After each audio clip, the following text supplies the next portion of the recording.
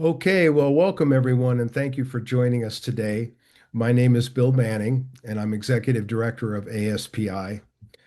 Quick footnote, I've been on active surveillance since 2009, and I'm still a member of my local support group too. I also want to mention that we will not be having a meeting in December. We're giving everyone a break for the holidays, but we will be back in January with more informative meetings. So stay tuned and we'll get a notice out probably around mid-December. Our purpose here is to educate individuals about options regarding AS, which is not a treatment but a management plan. I would like to remind everyone that we are not anti-treatment but anti-unnecessary treatment. We are not here to dispense with any medical advice. Nothing said during these meetings by our speakers, ASPI, or the audience should take the place of your consultations with your medical professionals. We're going to hold all questions until after the speaker's presentation. You can submit questions in the chat box, which we will try to address. We do have some email questions that were sent in that we will be getting to initially. Please keep your questions limited in scope. Our speakers do not have time to review your case history. At the time, you can also click the raise hand button from the bottom of the Zoom toolbar, and if there's time, we'll try to call on you. During the meeting, please keep yourself muted. The speakers presenting here today are generously donating their time, and we want to be respectful of that. This meeting is being recorded and will be available on our website in approximately 1 week, and you will get an email notifying you when it's ready. Also, if you subscribe to our YouTube channel, you will automatically be notified when a new video is posted. I'll quickly add, we are always looking for volunteers, so if you have some time to help spread the AS word, get in contact with us. We also appreciate your donations. No amount is too small. So if you can share, please go to our donate page on our website and help out. So without further ado, we will have a few quick words from Mark Lichty, our chairman. We'll then turn the meeting over to Howard Walensky, the organizer of this meeting, to introduce our guests. So relax, enjoy the meeting, and I hope you leave a little bit smarter. Take it away, Mark. Thank you, Bill. I want to welcome you all. This should be a fascinating session because we have the two approaches to biopsy, the transperineal and the transrectal. And This is the first time we've had this round table, and I emphasize round table. It is not a debate where one person throws barbs at the other person, or there's winners or losers. You are the only winners. You're the winners because you're going to be better informed after this webinar is over. Bill made a pitch for money, and we hate to do that, but we have no choice. We are doing a lot of projects. One project that we're in the middle of right now is an active surveillance booklet on active surveillance, and it's going to be a comprehensive booklet, and all of these things cost money. So whatever you can do, some of you have qualified charitable distributions in your IRAs or whatever, and would be greatly appreciated if you were wanting to make a donation to us at the end of the year. I I wanted to mention that we in the past couple of sessions we've started to do a workshop, a safe place at the end of this meeting. At the very end, if you stick around, and usually 40 to 50 guys do stick around, we'll be here and we'll try our best to answer your questions and be a support mechanism for you. So that'll take place after the meeting's over.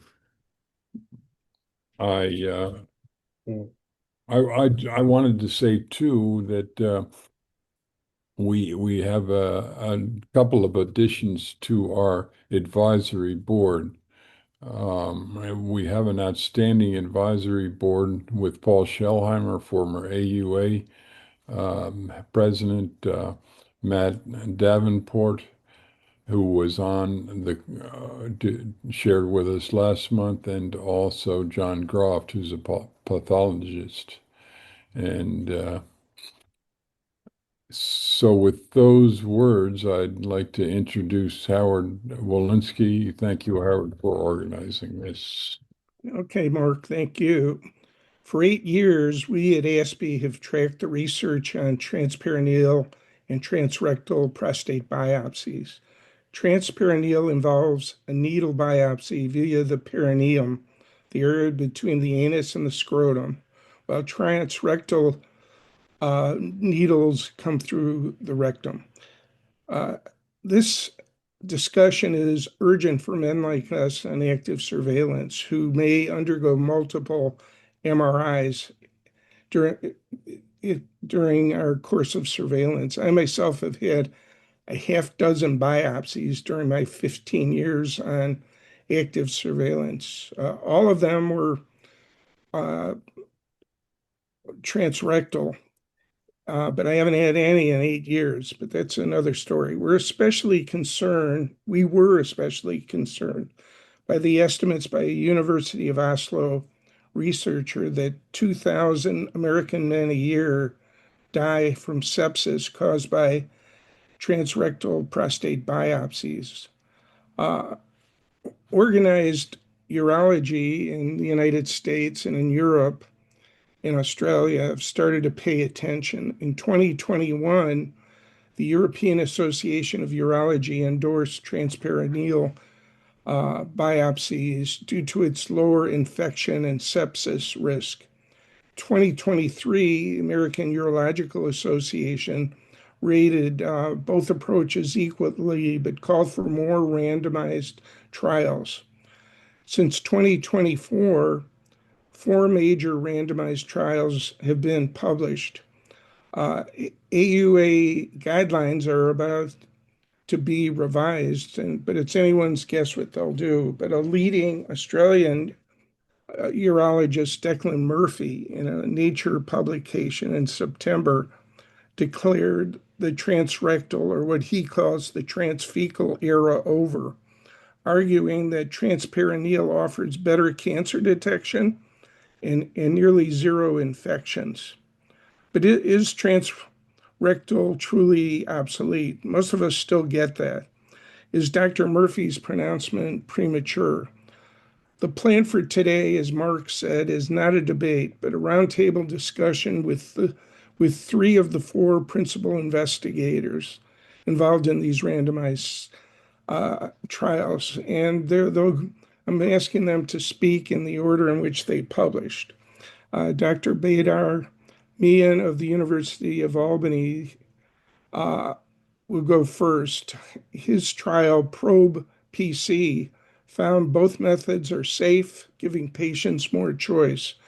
Dr. Jim Hugh, who ran the PREVENT trial and is based at Weill Cornell, found 0 infections with transperineal versus 1.4% with transrectal.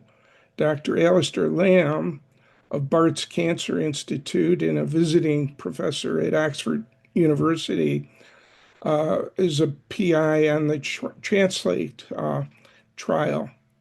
And they found 5 to 6% more significant cancers, often without antibiotics, with transperineal. The 4th trial was perfect. But Dr. Ploussard, the lead author, sends his regards and regrets he's unable to attend. So Dr. Mian, why don't you start off, Dr. Hugh, and then Dr. Lamb. And then we'll go to questions and answers. Dr. Mian, the floor is yours.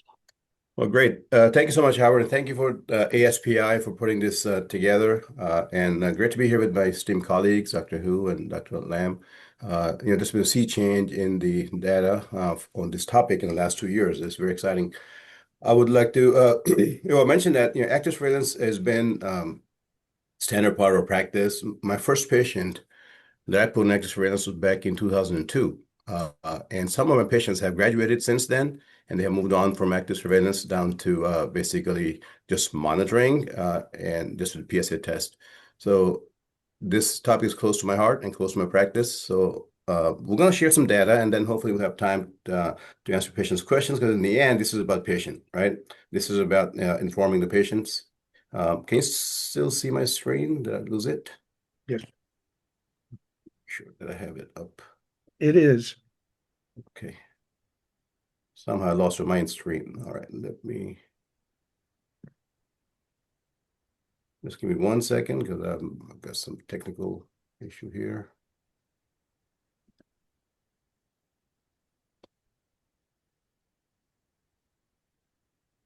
All right, I'm sorry. I'm gonna re-share and stop share. Yeah, something on my end. Let me just do it one last time here. I should be fine. Yeah. I believe you can see it now. Mm-hmm. All right, good. So our trial is called PROBE-PC trial, prostate biopsy efficacy and complication. This was conceived in 2018, started in 2019. And just to remind us that at that time, there was really no strong evidence to support one approach versus the other. But transperineal biopsy had been trendy. Lots of my colleagues were doing it. There was reason for that. There was rationale for it, that the transperineal prostate biopsy would have fewer infections. Maybe it's better at detecting prostate cancer, better than the transrectal approach. So we wanted to be in the game. We wanted to be in the game for ourselves, for our practice, but also for our patients, to make sure that we are doing the best that we can for our patients. So we started the program back in 2018, but then we decided to make sure that we can actually study it. So we designed this trial at that time. Now, mind you, at that time, 2018, 2019, 2020, the European guidelines did favor transperineal biopsy, and their data that supported the basis for their recommendation was that transrectal biopsy would have an infection rate of around 5.6%, and for transperineal, 3.2%, lower than transrectal. So that was the basis for their recommendations. Now, mind you, these infections are not bad infections. These are not septic events.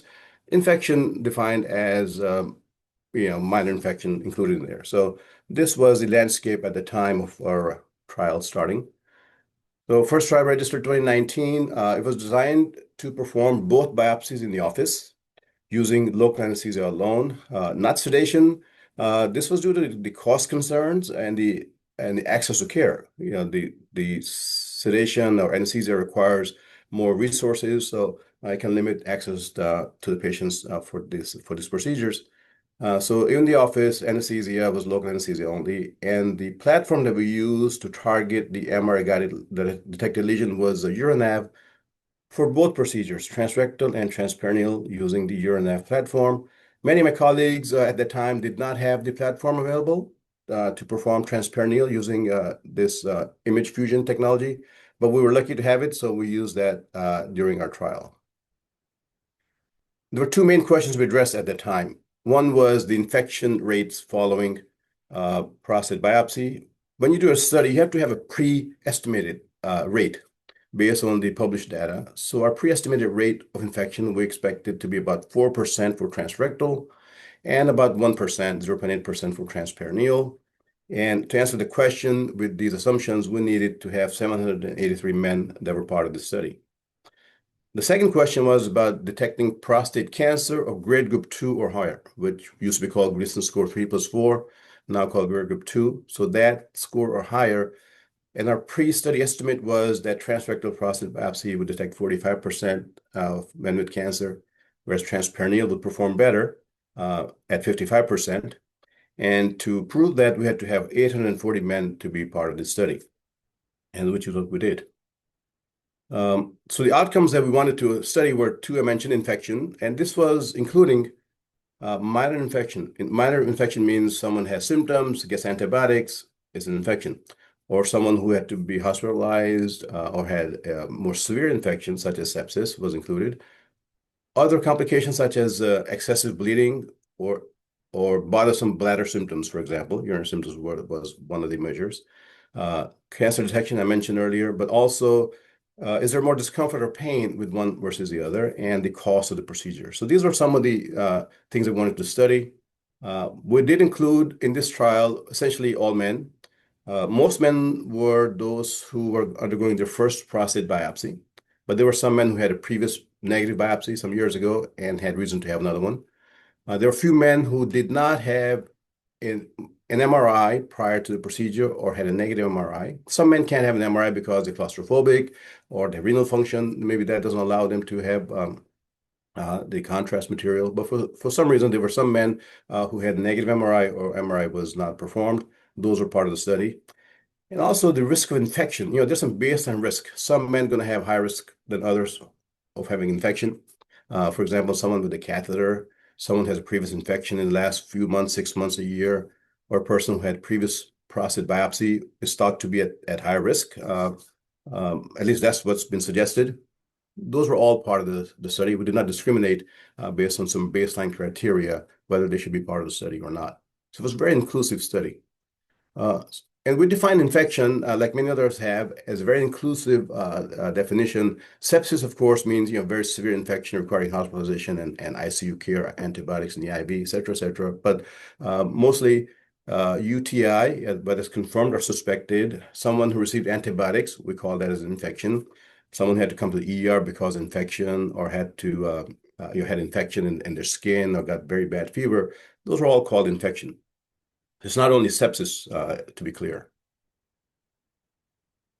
This is some of the baseline differences in the procedure itself. Both procedures receive enema, that's part of standard. For transrectal, we use is 1 day of antibiotic coverage to prevent infection, either oral agents or an injection in the muscle, intramuscular. For transperineal, few patients needed antibiotics. Majority were able to have the biopsy without antibiotics. The ones who are at higher risk of infection, such as those with the recent infection or those with the catheter, et cetera, did receive antibiotics, even though they were having transperineal. There's a difference in the amount of anesthetic we have to give because there's more tissue for transperineal approach to be anesthetized. So 10 cc of lidocaine injection for transrectal and 30 cc for transperineal. So these are the basic results for infectious complications. All-inclusive definition, even minor infections or presumed infection, was 2.6% for transrectal approach and 2.7% for transperineal approach. This was not different. And then we looked at the breakdown of various definitions. Sepsis, luckily for all of us and all of our patients, was not noted in all of the almost 800 patients, close to 800 patients. Fever, antibiotic use, et cetera. So those are all very similar. So there was no real difference in any of the components of what we call composite infectious complication rate. Interestingly, if we were to use the definition used by the European guidelines, our rate was for transrectal was 1.6%, whereas the guidelines documents rate is stated as up to 5.6% for transrectal. For transperineal, our rate using their definition was 1.4%, whereas in their guideline statement, the rate was thought to be 3.2%. So interesting sort of contrast there. Now, cancer detection rates for cancer detection defined as grade group 2 or higher. As I mentioned to you previously, it was called Gleason score 3+4 or higher. Now we call it grade group 2 or higher. So when we look at the rate for all men undergoing transrectal biopsy, it was 47%. For transperineal, 43%. So this is similar. This is not statistically significantly different. When we look at all cancers, any grade, even low grade included in there, it was 72% for transrectal, 70% for transperineal approach. Now, then we looked at the subgroups of patients. For example, those who have an MRI detected lesion. For transrectal biopsy group, it was 56%. For transperineal, 53%. Another group that we looked at was those men who are undergoing the first biopsy and have an MRI target. 59% for transrectal, 62% for transperineal. These are all very similar. These are not different statistically or clinically speaking. And then we have men who had their tumor on the MRI in the anterior prostate or towards the front of the body, for example. And there too, the rate of detection of grade group 2 cancer was similar. Howard mentioned this French study. Dr. Broussard couldn't be here. I'm going to just show one slide because it's a contemporary trial. A smaller study, 270 patients, but they were also looking at grade 2 or higher cancer detection rates. And these were men who never had a biopsy prior. They had the first biopsy at this, part of the study, and they had an MRI detected target. The rate of cancer for transrectal biopsy was 54%, and for transperineal, 47%. So it was about 7% lower for transperineal, but this was not statistically significant. So this study was called sort of no difference in essence. We also looked at pain. So I'll show you one slide. Pain, we defined that not just any discomfort, but pain that's clinically meaningful is a pain score of 4 or higher is studied and validated to be a clinically meaningful pain score. And what we noticed was that during the biopsy procedure, we asked patients to rate their pain along the various steps of the procedure, then also at home. And what we learned from the patient was that there was more pain during anesthetic injection.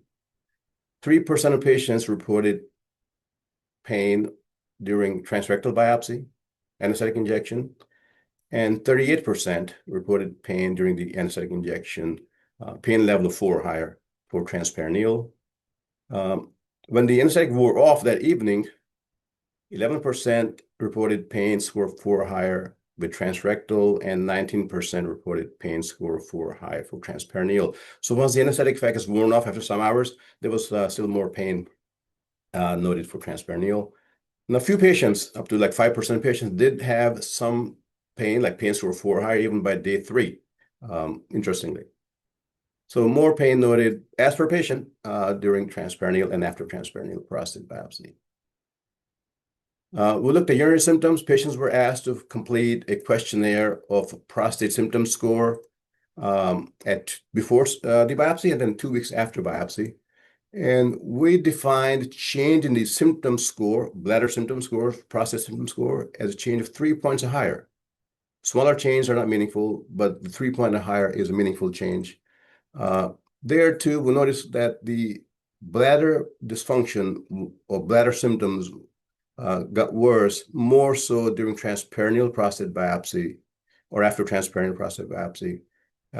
This is a score, 18% versus 28% is a total score. And then patient can rate quality of life as part of the questionnaire. I'm sure many of you have done that questionnaire, IPSS questionnaire. So the bladder symptoms did seem to be worse at the 2-week time point. We did not look at 3 weeks, 4 weeks, 5 weeks. These are most likely temporary, but by 2 weeks, many more men report a dysfunction of the bladder with transperineal than transrectal. And finally, cost. We have evaluated this. This is going to be presented this next month and then be published hopefully within a few months. We looked at variable costs, which is fixed. For example, the MRI is a fixed cost. It's going to be the same cost whether you're going to have a biopsy transrectal or transperineal. The biopsy codes pay the same amount. We looked at the variability in the procedure, such as the time required. So it turns out that for transperineal, it takes me longer and takes my nurse longer to do the procedure, to do transperineal procedure. And there are also more disposable costs for transperineal, which results in overall cost being more expensive for transperineal than transrectal. And these costs are costs that the practice has absorbed. These costs are really not covered by anybody else. So to conclude, we did not find any difference in the complication rates. Both major or minor infections or non-infection were similar. We also noted that the cancer detection rates between the two procedures in this study that we did were similar. Patients reported more pain and discomfort, as well as maybe worsening of urinary symptoms after transperineal approach.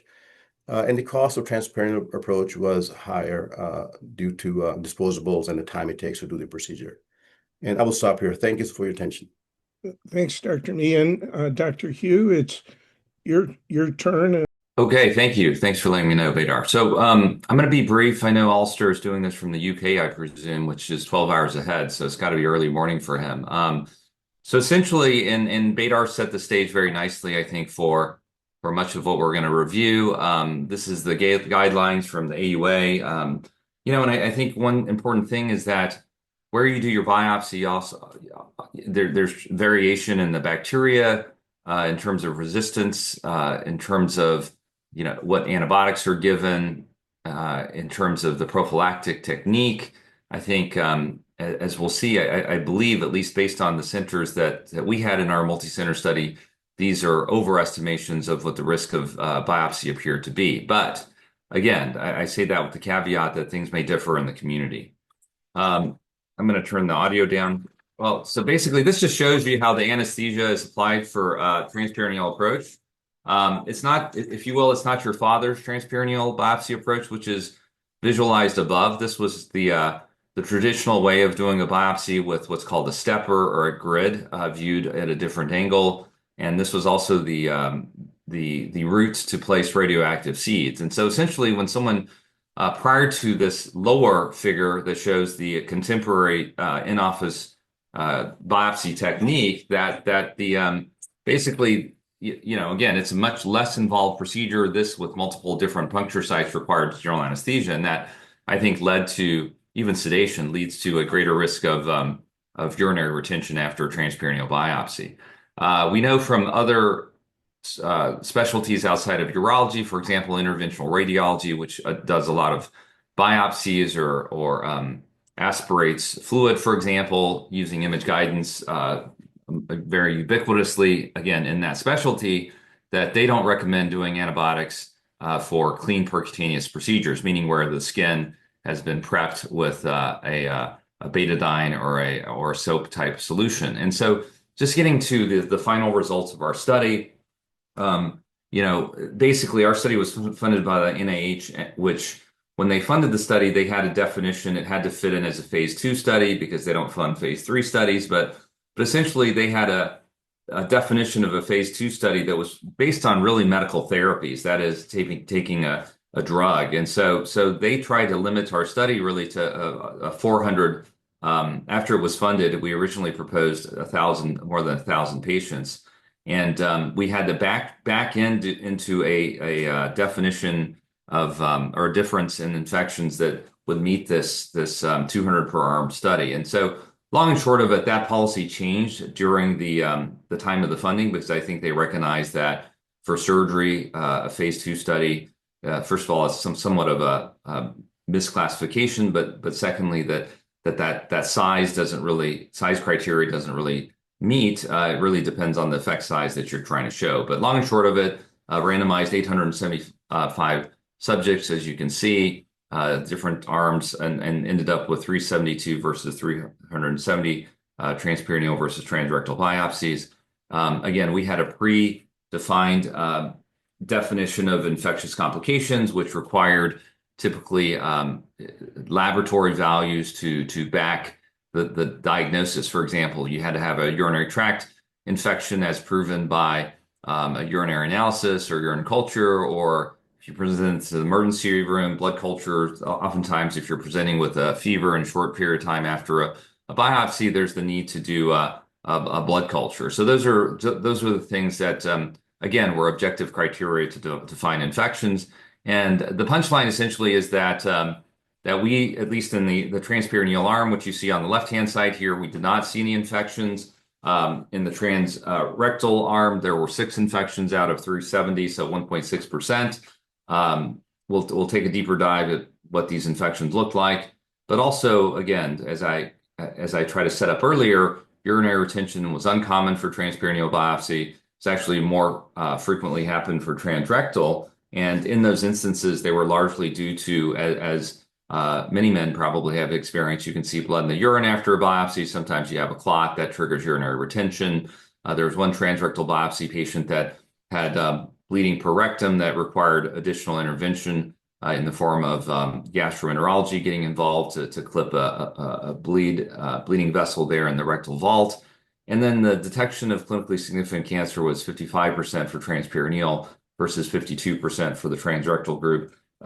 Aside from the difference in infection, which was the primary outcome, these other endpoints did not meet statistical significance in terms of being different. Pain scores, we found that again, this was a rating from 0 to 10 right after the biopsy. So the transperineal arm, the median rating was a 3.7, versus a 3.1. So the absolute difference there you see, or adjusted difference, is 0.6.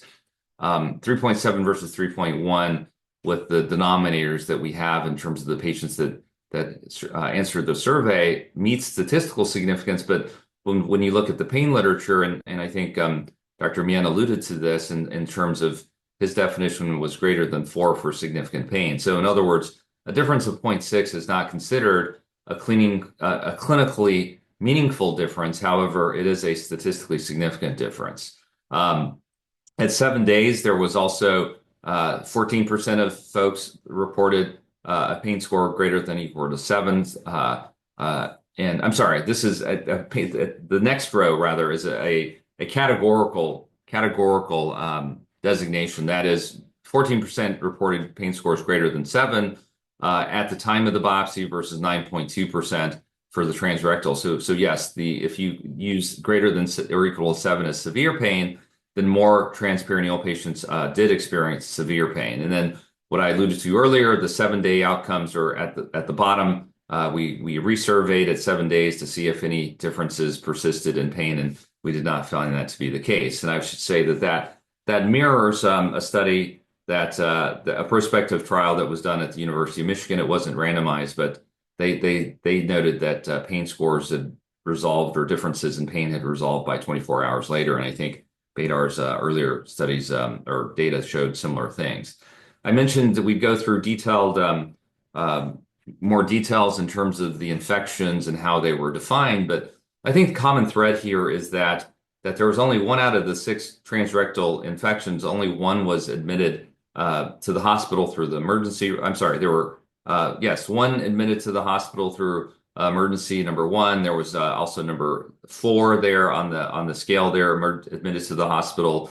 Some of them patients were, like, for example, number 2, seen by the primary care physician, had the urinary dipstick that showed white blood cells, and what white blood cell count was elevated.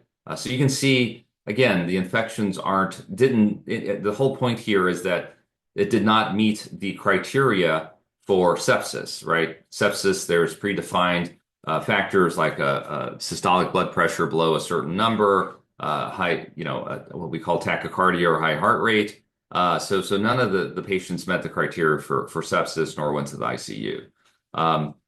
Finally, I'll just point out, without stealing Alistair Lamb's thunder, we did a review on this. So there's a table where we go through this. We talked about and Bedar mentioned earlier, the perfect trial, the 4th trial. But I would point out, and again, I'm not doing this in a debate type fashion, but the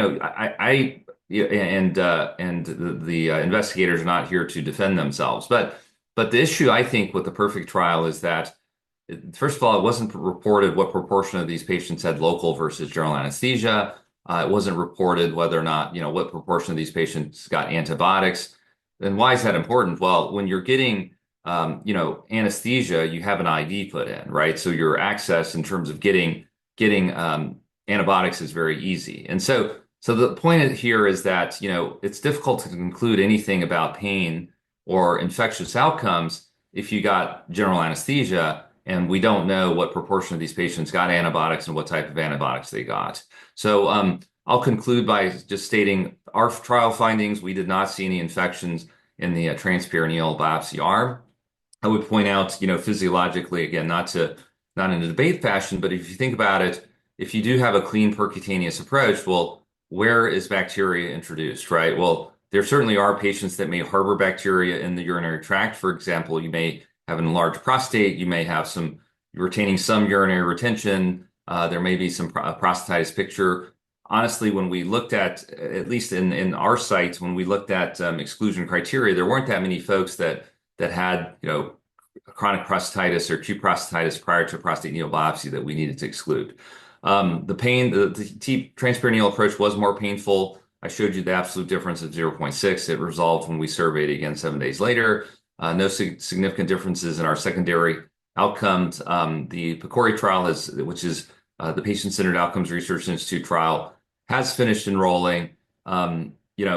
Again, Andrew Vickers is my collaborator in this. I've been waiting for him to analyze the data. I'll just say that I ran it through ChatGPT, which can't put any validity in that yet. But I do think that there is some innovative data there. Again, if Andrew's team bears fruit with his team in the next couple of weeks. So hopefully we'll be coming back to do this debate again in the future. Thank you for your attention. Okay. Well, thanks, Dr. Hugh. Next up is Dr. Lamb. His group came out with the study last summer, or it was actually earlier than that this year. So, Dr. Lamb, floor is yours. Thank you so much, Howard, and a privilege to be invited to contribute to this and join Jim and Beda and the rest of you. If I could say slightly cheekily, Jim, we do like to think, of course, that we're way ahead of the US and the UK, but we're not 12 hours ahead. Oh, sorry, yes, so 5. it is only 5:40, so don't feel too sorry for me. Right, I am going to share this screen. And hopefully you see my talk. Great. So, yeah, you are hearing from the horse's mouths, as it were, for 3 of the 4 randomized controlled trials, which have together, I think we would all agree, transformed the kind of shape of how we think about prostate biopsy over the last 18 months. So it's been a big 18 months for prostate cancer diagnosis and prostate biopsy in particular. And I'm going to obviously focus on our trial, but if I may, I'll flesh it out a bit with a bit of the context in the UK, the profile of prostate cancer and diagnosis in the UK at the moment. I'll touch a bit on that. And hopefully also give you some of the sort of story behind the trial, a bit like Beda has done in the past, because I think it is interesting that perhaps to get a flavour of how long it takes to do these trials and the complexities. Always important, isn't it, though, to declare our interest? And I do think this is worth mentioning. You are the 3 of us are enthusiasts for this new way of doing biopsies. I don't know who is the more enthusiastic, but I certainly would acknowledge that I was one when we started doing our trial. I received training from a commercial company called BXT Excellion, who basically distribute the device that many of us use in the UK, such that I was able to be one of the first outside London to do LATP. And I think, therefore, it's important to sort of know that we've been good scientists in how we've done these trials, but inevitably, often new device trials are done by those who are enthusiastic about them. And so we have to work hard as we conduct these trials to retain equipoise, so that element of uncertainty, so that we can effectively deliver the trials. And I know this is kind of standard in the US, but in the UK it's less common. So, of the small amount of private practice that I do, about half of it is doing this kind of stuff. Also, this may be relevant. I'm not sure how this sits with the rest of the audience. Perhaps I'm on the younger end, but clearly, as a bloke, I have an interest in these kind of studies. So I thought I'd just talk about the public profile of prostate cancer in the UK, because this is a big discussion point at the moment, and prostate biopsy is at the heart of this discussion. I imagine it's mirrored in the US, and I appreciate I think there are others on the webinar who are joining us from other countries around the place as well.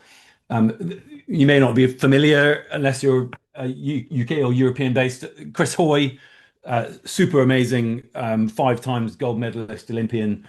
One of our heroes, was diagnosed sadly last year at the age of 48 with metastatic prostate cancer. Really sad, and has done a super job of raising the profile of prostate cancer in the UK and getting it on the agenda, such that Rishi Sunak. So he's no longer our prime minister, but he did an okay job for a couple of years. And thanks to Prostate Cancer Research, which is a charity, a sort of slightly smaller version of the Prostate Cancer Foundation in the US that we have in the UK, I was walking down the corridor at Guy's Hospital in our prostate clinic, and in a slightly contrived way, it was set up, bumped into Rishi Sunak, and as a result, we sort of appeared on the breakfast news a few mornings later, because Prostate Cancer Research are proposing a targeted screening strategy in the UK, and they want it to start soon. And this is not a screening debate or screening discussion roundtable. and therefore that needn't be the focus of subsequent questions. But I think it's important to recognize, so this, I just flicked open this book on one of my train journeys down to London recently. And the impact, obviously, there's a cost impact if you conduct screening. So in this case, 140 million per annum in the UK. And also there is an impact on delivery of services. So 170,000 more MRI scans a year and potentially just over 100,000 more biopsies a year in the UK. Biopsies, their numbers are going to go up if we start screening.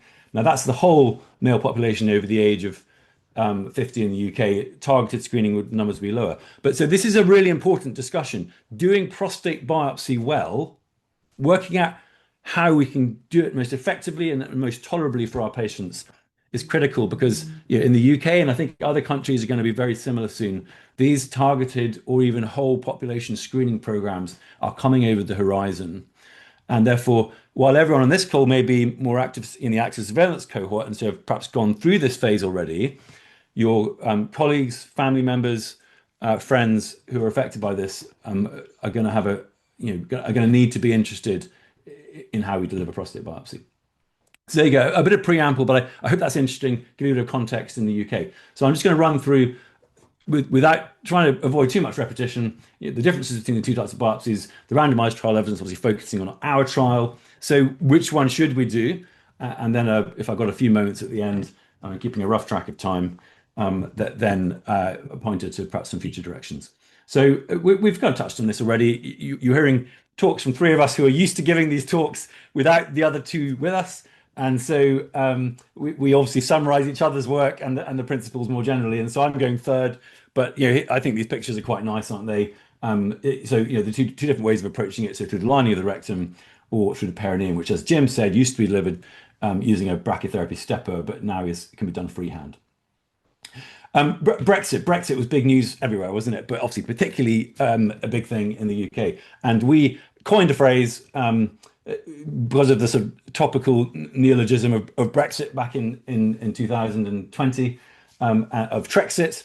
And I was a contributor to this, and these are two individuals, Jeremy Grummett and Rick Pope. I have a huge respect for them, but we slightly jumped the gun, and I'm a little bit ashamed is too strong, but a little bit sort of wish we hadn't quite pulled the trigger on this at this point. We were arguing for a lock, stock, and barrel transition to transperineal biopsy from transrectal biopsy, and in the UK that would definitely have been without the way our NICE guidelines, our National Institute of Clinical Care Excellence work, would have been without the evidence to support that. And interestingly, despite that, the campaign was quite successful, although there were two big factors. So the kind of forerunners to the Chris Hoy phenomenon that I mentioned, Stephen Fry, who many of you will be familiar with, Bill Turnbull, perhaps less so, but was a sort of newsreader of ours, sadly died of metastatic prostate cancer. Stephen Fry's obviously still going strong. But because of them and then COVID, there was this big shift from TRUS to LATP, and thanks to these gentlemen for this data. So what is the evidence? And as you've heard, 4 big trials. You've heard the data from the horse's mouth, as it were, for 2 of them, ProPC and Prevent. And I am going to tell you about this one, and I'm also going to touch on Perfect, given that we don't have the French team here with us. So back in 2019, at the Royal Society of Medicine, one of our wonderful clubs in London, with membership from around the UK and one or two international members as well. There's an annual winter meeting that happens somewhere, usually in the Alps.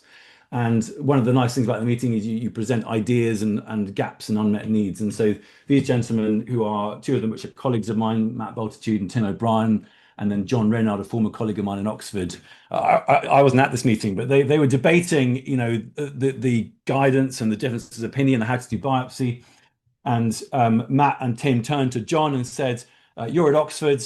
Oxford's good at doing trials. The Prostate trial came out of Oxford. I've noticed is on the ASPI website, and a really important trial for prostate cancer treatment. Why don't you guys do a big trial to just decide this once and for all?"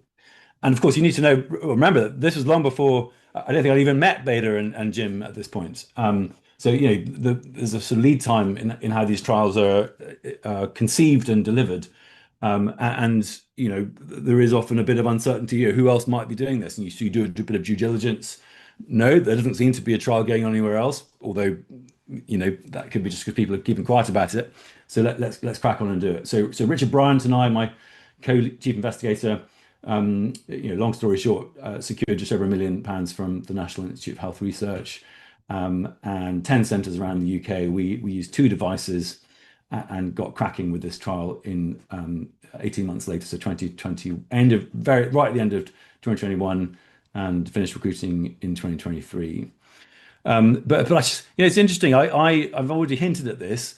This was the email I wrote in response to John when he said, do the trial.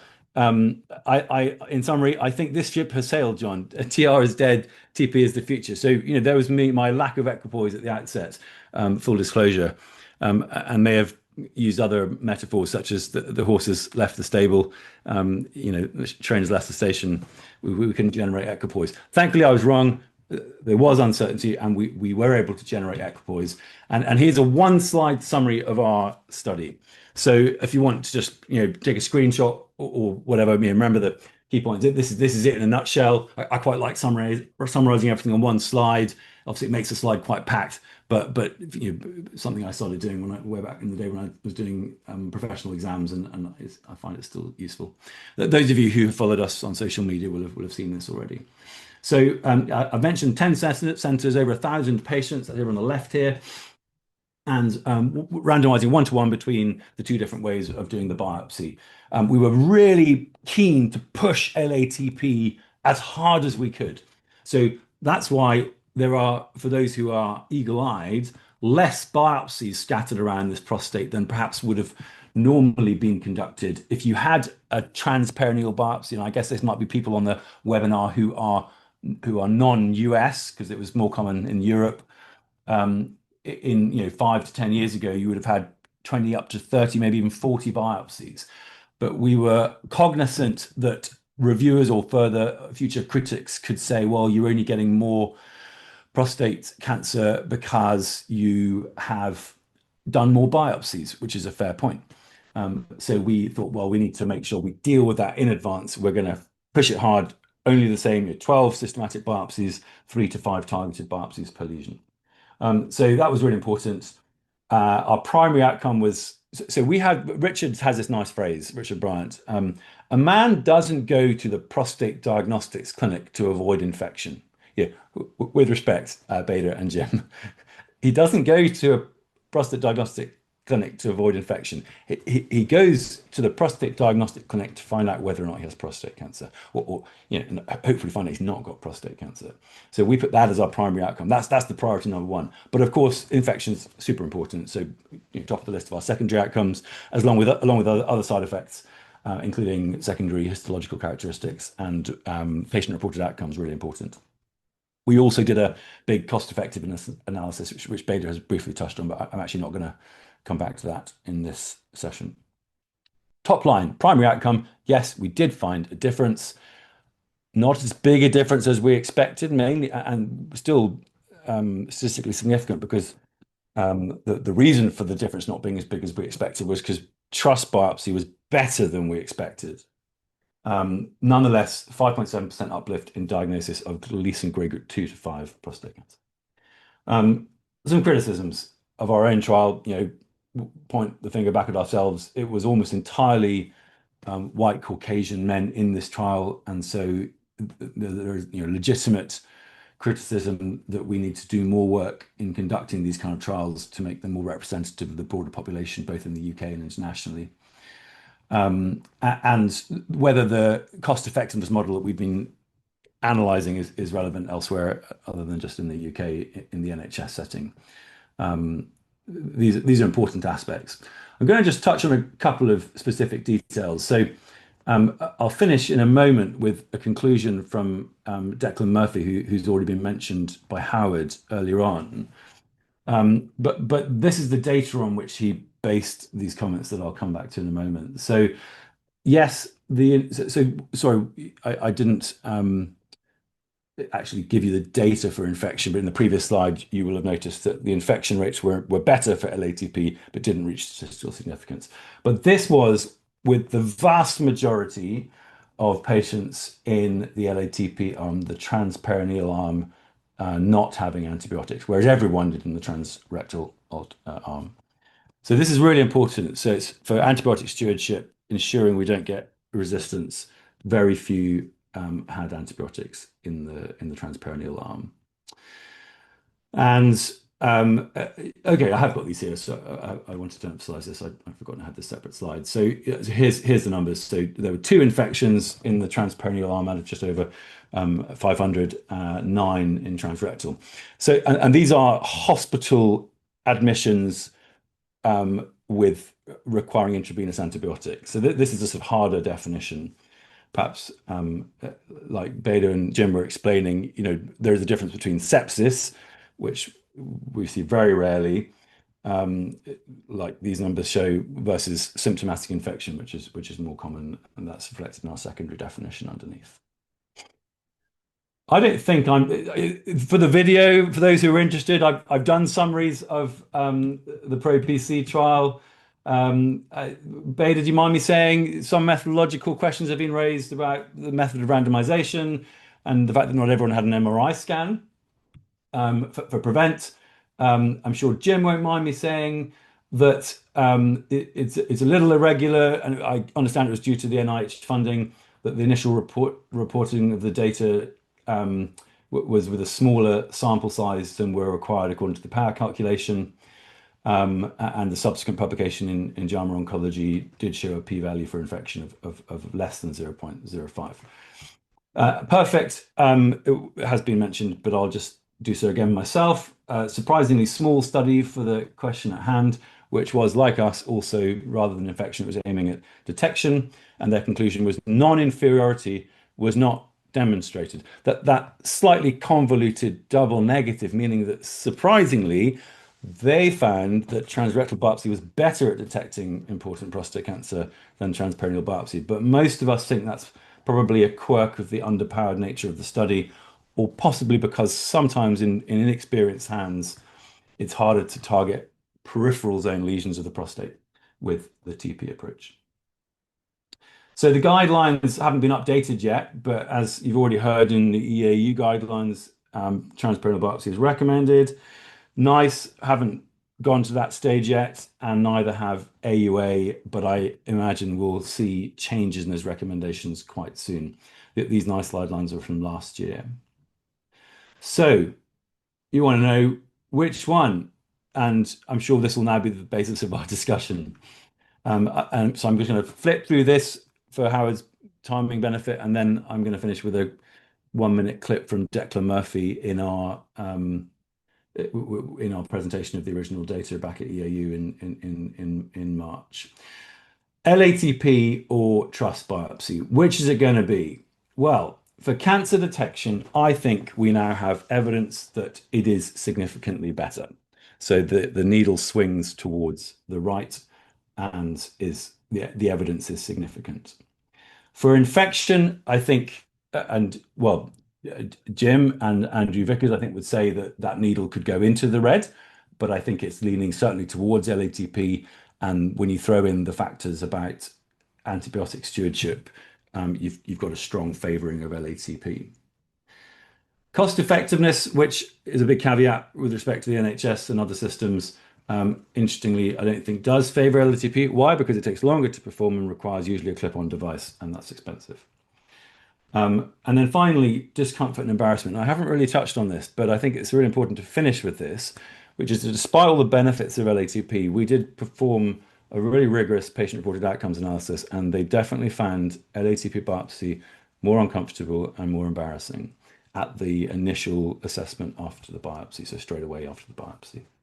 So therefore, if we're going to do LATP, and this is more for clinicians, we need to get good at doing it, do it well.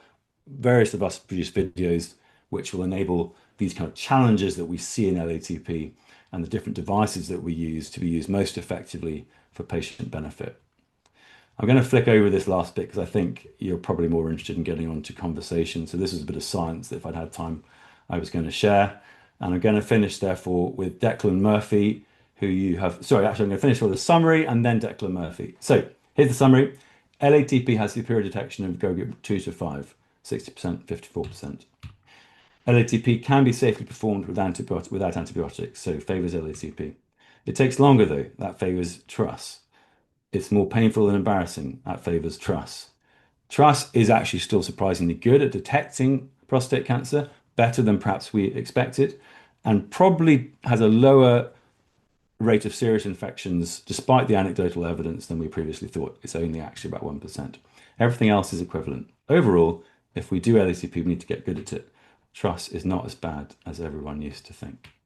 So this is that article. I literally pulled this up, Howard, since you did your introduction, because he published this, didn't he, just a few weeks ago. And I think this is intriguing. I know Declan very well. He's a mentor of mine.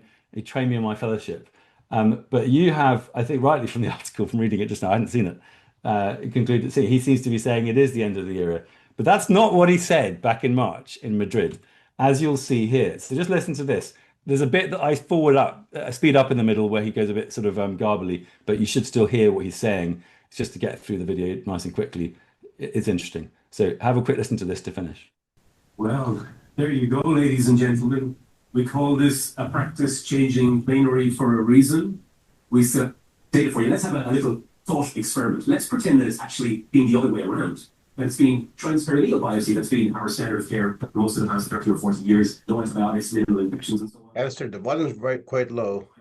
Tough to hear it. Whilst we're evaluating prostate biopsy as an alternative to the standard of care. Yes, we need antibiotics, maybe more infections, but perhaps it's going to be faster and a little bit more comfortable for the patient. But what have the four trials said? Congratulations to all of these authors from UK now, US and France for conducting. So therefore, ladies and gentlemen, is this the end of the road for prostate biopsy? I don't think it is. I think that what these trials have shown us is that both approaches have merit. However, the data on cancer detection for LATP is, in my view, convincing. The reality of antibiotic stewardship may become even more important in future years. We may be told, you cannot use antibiotics for this trust biopsy because you can do the same procedure without antibiotics and have a better cancer detection rate. But we have some challenge. We have some challenges, he goes on to say, and those challenges are about ensuring that we deliver them effectively. Thank you for listening. I look forward to fielding questions and chatting with the others. Thank you, Dr. Lamb. I think we're a little bit of crush of time. What I had envisioned were the three doctors having an exchange. I don't know if any of you have something urgent that you want to point out. We're trying to avoid a debate format, but feel free to take shots anyway. I would say great job. Both guys did a great job presenting data. So there, I mean, there's shades of gray in house in data as well, and how one describes those shades of gray varies from person to person. So what Dr. Lamb just mentioned is that what we once thought to be the big differences between the two approaches based on anecdotal data turned out to be not so. Okay, and that's something that's important for patients to remember. We're here for the patients, right? This is active surveillance cohort of patients who have had biopsies, who have prostate cancer, who are being monitored. So this is less so about the minor differences in trials and more so about how patients should to view this. And I would like to say the patient should feel reassured. If nothing else, the patient should feel reassured that the prostate biopsies that they have been receiving and they may be receiving is going to be safe and is going to be effective. And that's what all three trials show. Okay, the patient should be less concerned about whether they're missing out on something so unique because the differences are minor. They should more focus on the frequency of testing, the frequency of MRIs, the frequency of biopsies, and then as a tertiary quaternary issue is, which biopsy approach. So I don't want to take up all the time. So that, just to mention that from a patient perspective, this is more important. Dr. Lamb or Dr. Hugh, anything you want to add? Then we'll get into some of the questions. I'll just be brief. I think that one of the questions or points that was raised before the call was, and I think Howard, you mentioned it at the outset, is guidelines, right? And so when we speak to, and I'd be interested in, of course, Bedar and Alistair's perspectives, but when you speak to the folks on these guidelines committees, they say, oh, you need like a 10% difference. Yeah. And again, it's some ballpark, probably preconceived and thought to be a clinically significant difference. And so I don't think we're going to meet at least the data that we've shown you today, we're not meeting that 10% difference, right? And I'm not, again, evangelical in my practice to say everyone should do transperineal or everyone should do transrectal biopsy. I think one of the nuances, and for the audience, probably it's the nuances are important here. And I think one of the nuances that Alistair mentioned is, look, as you do more of these, cancer detection is going to get better, right? Particularly it comes to the transperineal approach. And I'll just point out, again, I'm not trying to go over everyone's head, but germane to the conversation is when I look at, the summary slide that Alistair had, and on the left was the transrectal template or where the cores go. On the right was the transperineal. The systematic biopsy, and I didn't capture this during our trial, but his point was you want to do a similar number to be fair, right? But where you do those systematics is also very important, and that's being worked out as transperineal is being performed, right? So I don't do systematics now of the transition zone. And then my final point is just, again, I don't think that infection, the point that I don't think I made is the transrectals that we did were targeted prophylaxis, which requires someone to come in, get a rectal swab, rectal culture beforehand, give them antibiotics based on that sensitivity. That's just a lot of work. And, I think costs are important when you look at taxpayers and the state of Medicare, but I think most patients themselves are cost insensitive. I don't know anyone that's being charged, the device costs and so forth, and that's supposed to change in the US in 2026. That is higher reimbursement for the transperineal approach. So that's where I'll just leave if you will, it's not really a rebuttal, it's just my summary statement and reflections on the other presentations. And Alistair, with apologies, I'm getting leaned on to get into the questions. So yeah, let's do it. I'm started writing answers to the questions. Yeah.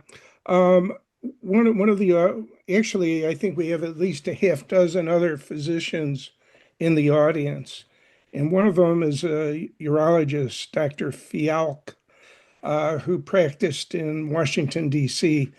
He has a couple of quick questions, and you can turn on your video and sound, Doctor. Thank you, Mr. Walensky. Can everyone hear me? Yes. Okay. I am a urologist, yes. I've been practicing for many years. I retired recently, but I'm celebrating my 40th anniversary of being a chief urology resident in 1985 and 86. So I've been around a long time. And regarding the EAU guidelines, and 4 years ago or so, recommending transperineal over transrectal, I think also in the guidelines, which has been very much overlooked, I believe, is that they recommend transrectal prostate biopsies require povidone iodine rectal prep as a standard of care, given evidence level 1A. And that was based on the Pradair paper of 2021, using non-antibiotic strategies. And the summary of evidence says meta-analysis of 8 RCTs in over 1,800 men, the use of rectal povidone iodine preparation before transrectal biopsy, in addition to antimicrobial prophylaxis, resulted in a significantly lower rate of infectious complications. And the recommendation at that time and currently use rectal cleansing with povidone iodine in men prior to rectal prostate biopsy, given a strength rating very strong. So in light of this guideline, has this recommendation been implemented throughout Europe when a transrectal biopsy is being performed, primarily Dr. Lamb? And if the AUA prostate cancer guidelines are being revised, either prostate biopsy route remains equally available, should povidone iodine rectal prep be the standard of care in the US as well, in concert with EAU guidelines? There's plenty of literature now supporting this. We prep every part of the body when we invade it intentionally with antiseptics, and we don't put any antiseptic in the rectum when we are knowingly perforating the rectal wall. So it's just, in terms of logic, I think it really doesn't make sense. Let me interject now. Dr. Lamb, you've been answering in the chat box, but maybe you can respond in a short fashion verbally. To Gary, yeah, Gary, nice to see you again. It was lovely to chat at AUA Yes, a the couple of years same, ago. Dr. Lim. I'm sorry things didn't work out at BJUI. As you can imagine, it's not just me, it's an editorial team. I understand. And I really like your work. So in Oxford, we do something pretty similar to what Gary just described. So povidone iodine swab, wash inside the rectum. Sorry, I hope it's okay to be frank about details here. I think everyone on this call's hopefully happy with that. So, inserting a probe with betadine iodine on it, and exactly like you said, and Simon Brewster, a senior colleague of mine in Oxford, swears, blind, that is absolutely essential. We did not mandate that in the Translate trial, mainly because we wanted to be a pragmatic trial. We didn't want to influence and interfere too much with practice. But I fully take your point. If there is such strong evidence, why isn't it mandated? Why doesn't everyone who does a transrectal biopsy use the approach you describe? Hands up. I basically agree with you. Yeah. We're trying to make it as safe as possible. If we're going to continue doing it, for our patients, and the literature is there. Many randomized controlled trials without povidone iodine clearly Agreed. show statistical benefit. Agreed. Howard, did you say you wanted me to whiz through the questions that I've been writing, or are you going to? Well, we'll go through them. We have another attendee who's a urologist from University of California at Irvine, Dr. Zabo. Dr. Zabo, do you want to ask your question? Sure. I'm wondering why we haven't thought about this idea of being fair when we compare the relative accuracy between the two approaches in diagnosing prostate cancer. Why are we so worried about making sure that in these randomized studies we have exactly the same number of biopsies? I think the big advantage of the transperineal is you don't have to worry about perforating the rectum. And you can do 16, 20 biopsies with very few complications. Not 50 biopsies where we had a lot of urinary retention, but because of the probably lower, and not probably, it's a pretty definitely lower infection rate, we can do easily 16, 20 biopsies and achieve what we really want to achieve for especially patients on active surveillance.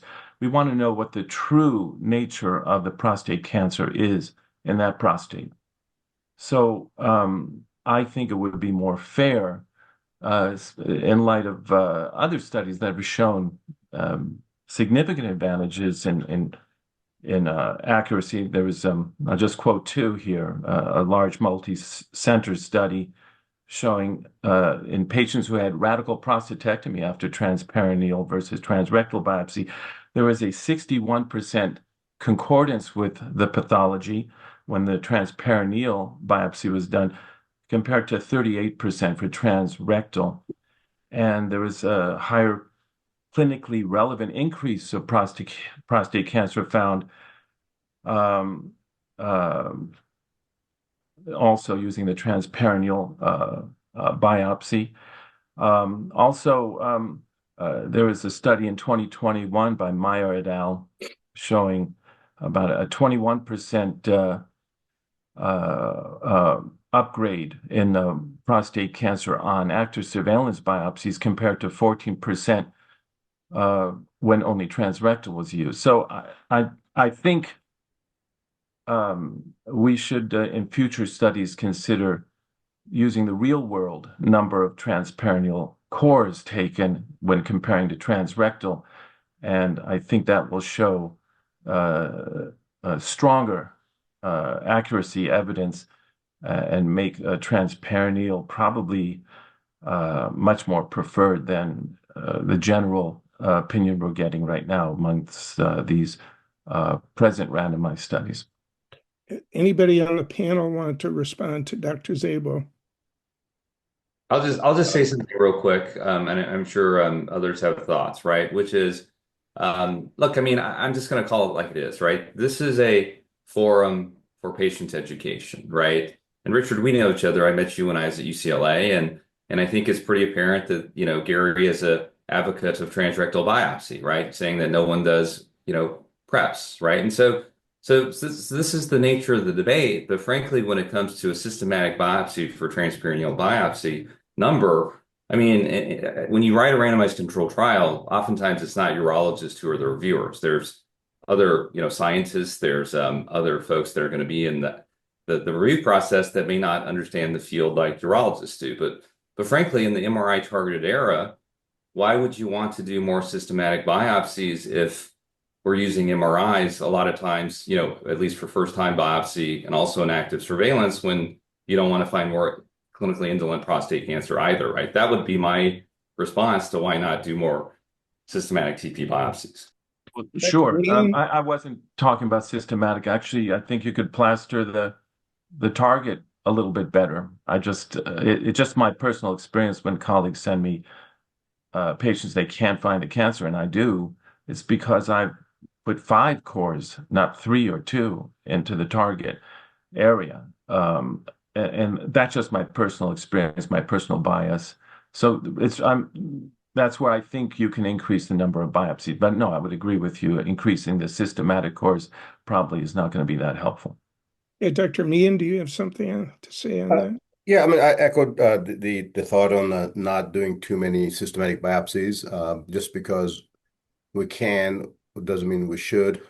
You can still do equal number. I mean, for study, you have to do equal number. I mean, just no question about that. I think it's time for us to stop relying on historical data. It's time for us to stop relying on anecdotal data. I think 4 randomized trials has shown us very equivocal results. And the fact that we should take, from here is that both approaches are quite effective in finding cancer, no matter the location. We looked at the location very carefully. Both approaches are quite safe. The differences sometimes have to be looked at with a magnifying glass. If you need that, then difference is not clinically meaningful. The rectal prep, we did not do rectal prep. That was mentioned by Dr. Fiag earlier. I mean, there's level 1 data. There's strong data, as strong as data for anything else in the prostate cancer realm, that rectal prep is effective.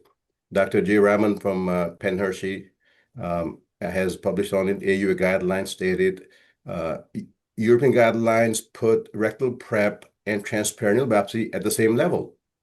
So even in the European guidelines, we tend to forget the fact that European guidelines recommend as level 1 evidence to use. So we are using it more recently now, sparingly. It had not been available in the US. The rectal iodine, the iodine gel had been discontinued. We couldn't find it. People have done their own prep. They mix their own gel at home. So I think rectal prep should be used with iodine. But the level 1 data from 3, 4 different countries, from dozens of urologists, from well-conducted trials show us the difference to be small. There are trade-offs. So the trade-offs can be then addressed based on your local circumstances. Where you practice as a physician or where you reside as a patient should determine the best approach. And that approach depends upon your providers, your doctors' expertise, and less so than our opinions. Okay. And I'm going to shift over to Jeff. And we need to get some patient questions in. Sure. Okay. Thank you, Howard. First question I have is from Brett Powell, and he asked, what is more informative on pathology reports, TRUS or TP, the Gleason score or the number of cores with cancer and the percentage of the cores so affected? Any Was the question about the takers? differences? Oh, Mr. Yeah, I can give you my 2 pennies worth on that. Thank you. I mean, it's a slightly different debate, isn't it? But it's important, and we spill lots of ink over this at our conferences and discuss it in our NDT meetings. So,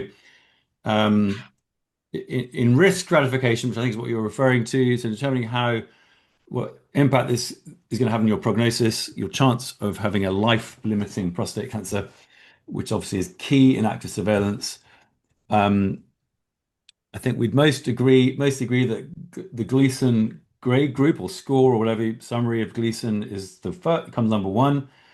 And let's not forget that T stage is really important as well, but you didn't ask about that, but so we'll park that. So that comes number one. But close behind that is the length of Gleason pattern 4 in grade group 2 or 3 or 4 prostate cancer. So the number of millimeters in the biopsy is absolutely key. And then third would come variant histologies like cribriform architecture and intraductal prostate cancer growth. So sort of in that sequence, if that makes sense. So whichever biopsy approach, this is totally agnostic to the biopsy approach. Beta and Jim, do you want to add something to that?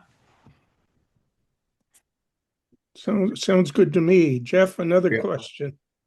Oh, okay. Finally, I have another question from Richard Binkley. He asks, is there a quality of results difference between a transperineal biopsy performed with the patient under general anesthesia and a TPB performed with a local anesthetic?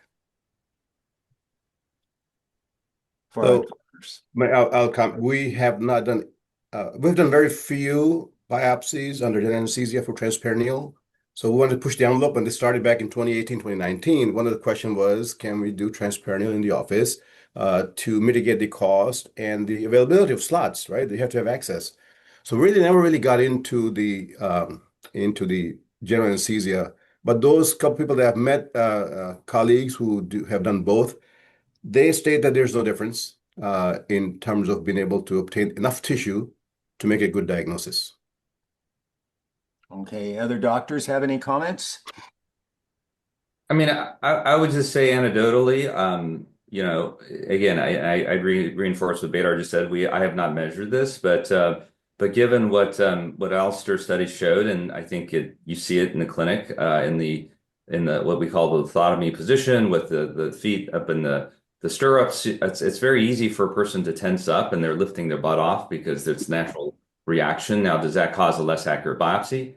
Haven't studied it, but certainly that variable is removed when someone has the procedure done under sedation. But for all the reasons that Bedar mentioned in terms of access, in terms of increasing the number of potential complications, urinary retention, I think sedation, we see it here in New York City. A lot of people come in and ask for it because they hear it from their concierge attendings or urologist, but I think it's a fair question. Hey, Other comments? Jeff, we're really crunched on time. Yes. I don't know if the doctors would be willing to stick around maybe 5-10 minutes later so we can get more questions in. But I think David should take a role now. Sure. Please. David? Thank you. Yes, I have Yes. time. I Can think you there's hear me one okay? question that came up in the chat, so I just mentioned. Someone asked if I do both procedures. So yes, at the moment, I personally and our department perform both procedures, transrectal and transperineal, in the office using local anesthesia. Oh, how do you decide who gets what? I don't decide it. So what happens is the scheduler look at the next open slot, and that's where they put the patient in. Mm-hmm. But the patient could accept or reject. Yeah, definitely. Yeah, patient has the first choice. So if somebody comes in having been to ChatGPT or heard from their friends, or they, so patients get to ask for what they need. But otherwise, I would say 90% of the time, it's just based on the next available slot. David. Great. Yes, this actually goes to something you said, Dr. Mian, as a question from the audience. Is it better to get a transrectal by a very experienced doctor in doing transrectals, or transperineal from a new doctor who's fairly new at the procedure? I think all three of us will echo that. Experience matters Okay. a lot. Okay, so go with experience and have a discussion about it, but definitely experience matters a lot in the realm of medicine for sure. Question Yeah. to all of you from another person. Is the UroNav approach the most sophisticated approach to doing a biopsy? I would just say, look, there's different, that's just MRI fusion systems. There's different software platforms. That one's developed at the NCI, that has a lot of support because Philips is behind it. There's people that do cognitive biopsies. It's been shown just to be just as effective.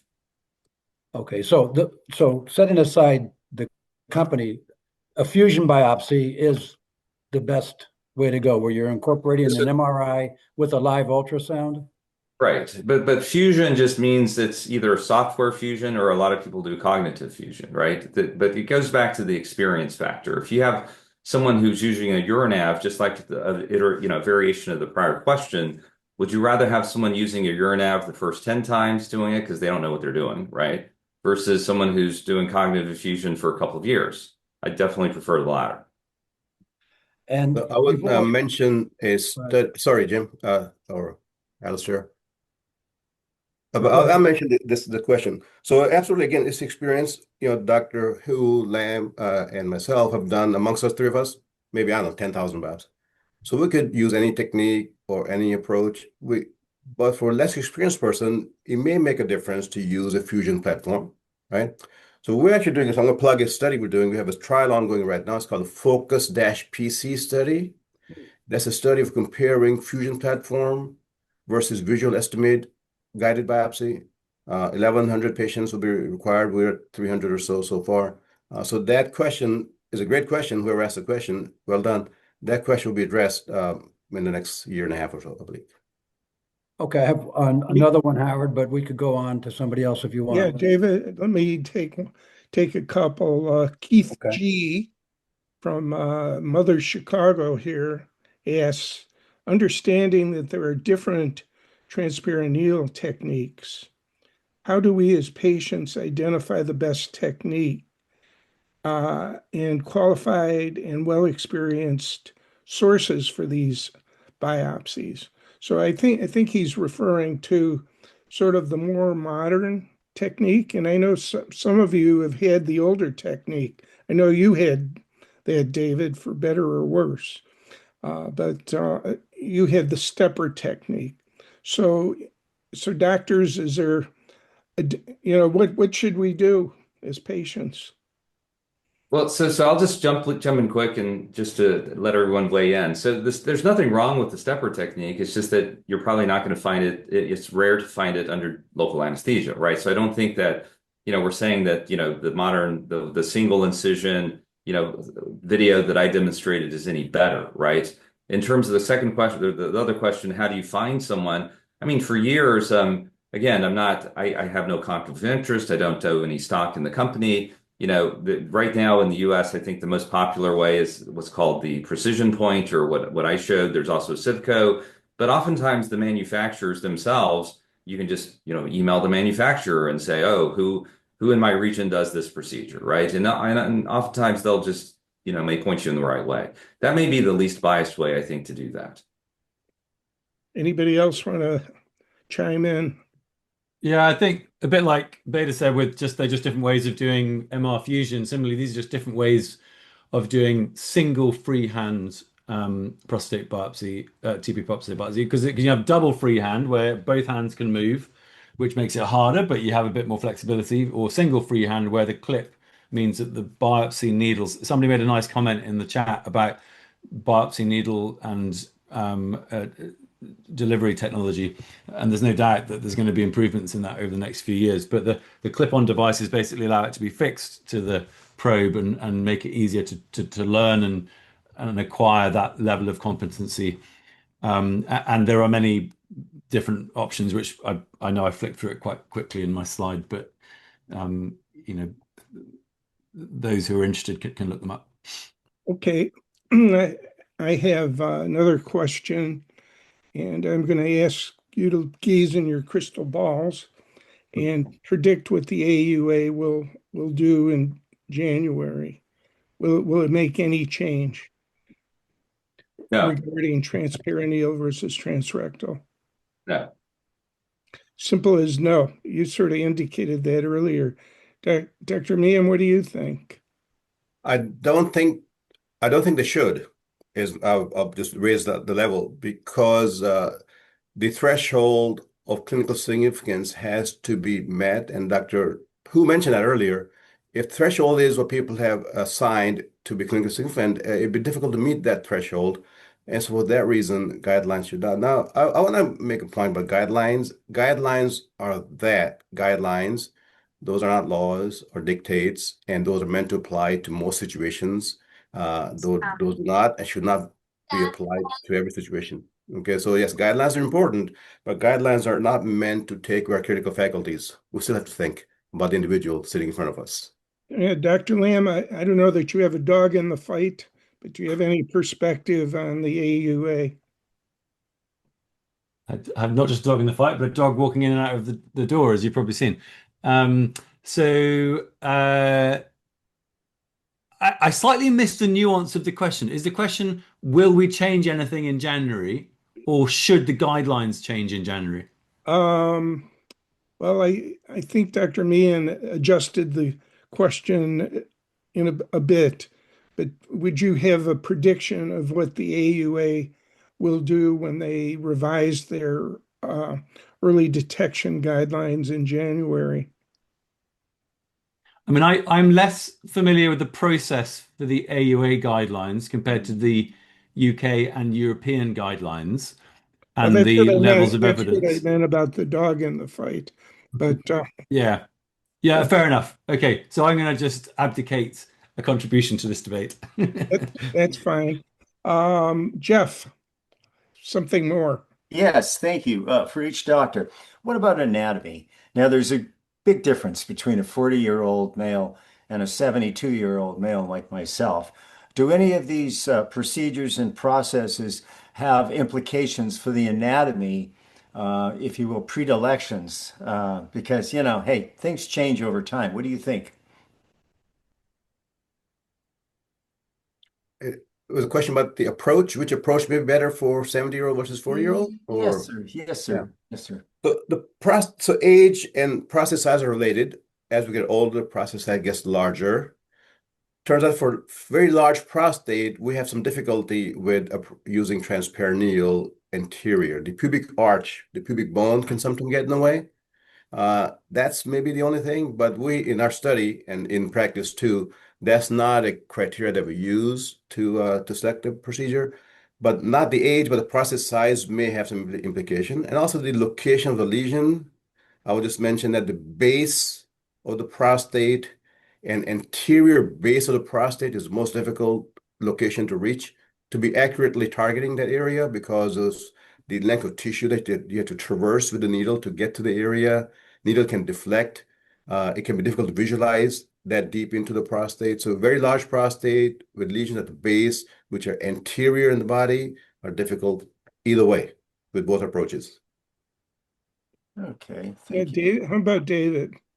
Yeah, just I know you've all touched on this, but for grade level clarity, what's the threshold that the patient should be looking at and the doctor in terms of before biopsy? Is it a PIRADS 4 as a threshold and some other criteria before they commit to a biopsy, which has risk no matter what approach they take? What's the minimum threshold they should be looking at, please? Sure. And can I check, is this, I think we'd all just want to know, is this in the primary setting or are you talking about folks who are already on active surveillance? I don't know how to answer that. I mean, we're in active surveillance, but no, when you get your first or second or third biopsy, but I guess it's the first one, does the MRI have to show? I think we all agree, the speakers all agree you should get an MRI before you get a biopsy. I think that's a given, Yep. right? Yep. Okay. And then should the MRI show at least a PIRADS 4 before the patient agrees to a biopsy? Do you remember, I love Beta's comment a moment ago saying guidelines are just guidelines. They're not laws. They're not rules. And so the same is true with this. Most decision making in medicine is not about saying, if this, then you should do this.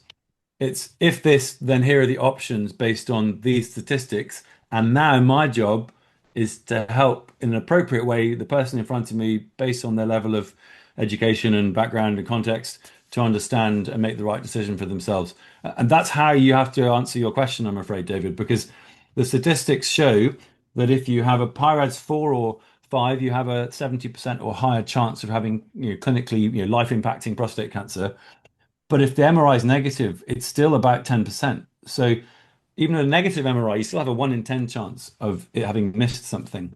And so a lot of what we do in our clinics is explain, go through the nuance of that and then try and work out, so we don't say it's a negative test, is the point. Okay. Do you add in the PSA number and the prostate density as, you look Absolutely. at cofactors? Yeah. Okay. Yeah. So those are that's the nuance.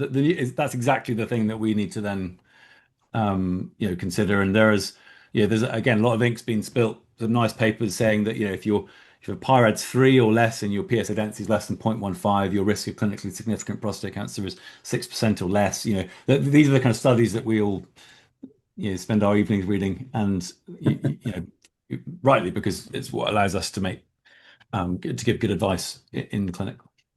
Thank you. Thank you very much. I would just add also just get a second opinion on the MRI because there's a lot of variation. I think probably in the UK, there's more use of MRI than in the US, right? Like we talked about guidelines. I mean, the latest papers in the US say that despite level 1 evidence, maybe 30-40% of elevated PSAs or people are getting an MRI before getting a biopsy here in the US. And so it just speaks to the fact that you just want to get as much, other outside perspectives before committing yourself. Thank you. Over to you, Howard. Hey, Jeff, do you have a last question? Sure. This might be a little bit off target, but a lot of people present with a history of mental illness, mental health problems. How do you doctors approach them? And does the difference of these techniques, can they be affected by a person's mental illness? I'll start with that. We have to, counseling is a big part of being a doctor, right? It's not about needle and approach and the transrectal, transperineal. So sometimes patients are misled or they mishear that the PSA test has gone up, and next thing they may say, I'm going to die, right? So we have to kind of make that connection that test is screen test, then there's diagnostics, and then okay. But for the procedure itself that we're talking about today, needing prostate biopsy, it's critical to identify anxiety ahead of time. Some might have anxiety for the examination. They just can't tolerate a digital examination. And you want to know that ahead of time before you bring it back to the biopsy. So we try to show videos and pictures of the procedure and try to gauge their reaction to the images that they're looking at. Because last thing you want to do is put somebody in stirrups for transperineal, which they already tensed up. The data shows there's more anxiety, more embarrassment, and more pain. Not deal breaker. These are not deal breakers, but so we'll try to identify those patients. But even before you get to the biopsy part, the counseling can take a long time for those individuals who are catastrophizing, because from what they read, what they heard, the PSA is now 5.6 and it was 3.5 2 years ago. So you just have to do counseling and be a doctor, right? And maybe come back on a different day to address the diagnostic tests at a later stage. Thank you. I'm going to take the privilege of the last question. And Dr. Lamb, thank you for answering some of the questions in the chat box. We're overwhelmed with the riches of your talks, but also the riches of the questions. A study came out this week in JAMA Oncology. Dr. Cooperberg was the lead author from UCSF. And basically what they found in the Veterans Administration System, a study of 1,900 patients, they found support for not dropping the confirmatory biopsy, the biopsy a year to 18 months after the first diagnosis, and putting somebody on active surveillance. And I'm interested to know if you, well, I would maybe start by asking Dr. Lamb. This study found that only 30%, actually 26% of these patients had pre-biopsy MRIs. And I understand in the NICE program and their guidelines, 100% in Britain now have these pre-biopsy MRIs. Yeah. But I wonder your perspective. Do you not do confirmatory biopsies in UK? Thanks for the question. I'll try and answer it briefly, but it's a good one. So we don't generally do them now because we, as Jim hinted, we kind of think we're pretty good at MRI in the UK, particularly in the bigger centres. It's still variable, because MRI is only as good as the radiologist reading it. And so even though the guidelines still say biopsy should be repeated at 1 year, we don't do it. So hence, Beta's point is really helpful. Your guidelines are not laws. So the vast majority of centers don't do it unless we only rebiopsy if there is a change, usually in the MRI scan, but possibly also if there's a PSA difference. Or as Jim was answering, if there's a psychological change that this patient is no longer comfortable having surveillance and therefore is considering transitioning to radical treatment. Not always, but we would sometimes, if there'd been a big gap, repeat the biopsy just to make sure we know exactly what we're treating. So confirmatory biopsies, we only, surveillance biopsies, we only do in the way I've described.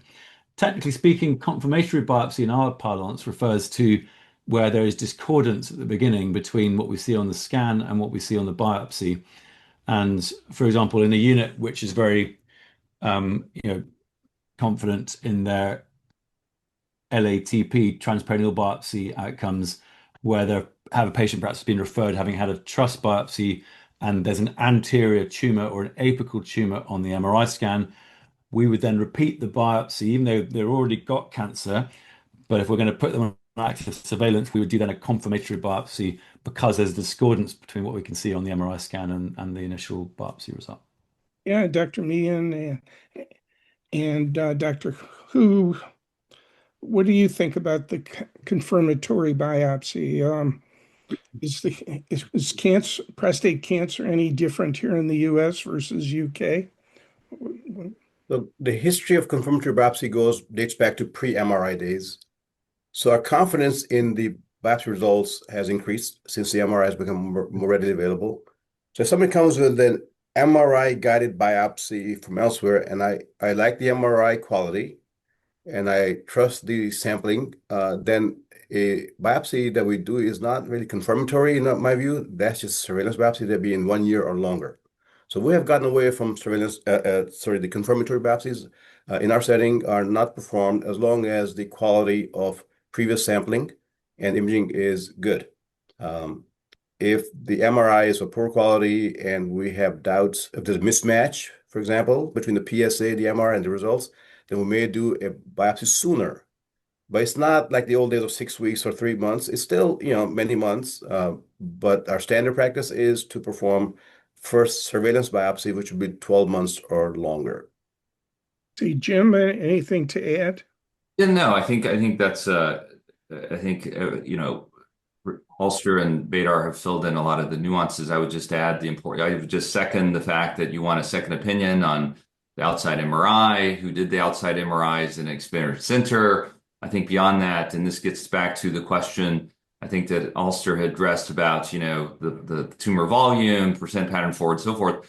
Critical in this conversation, I don't want to, it's a rabbit hole that we can jump down, right? But if you're doing active surveillance, if patient selection has been appropriate, right?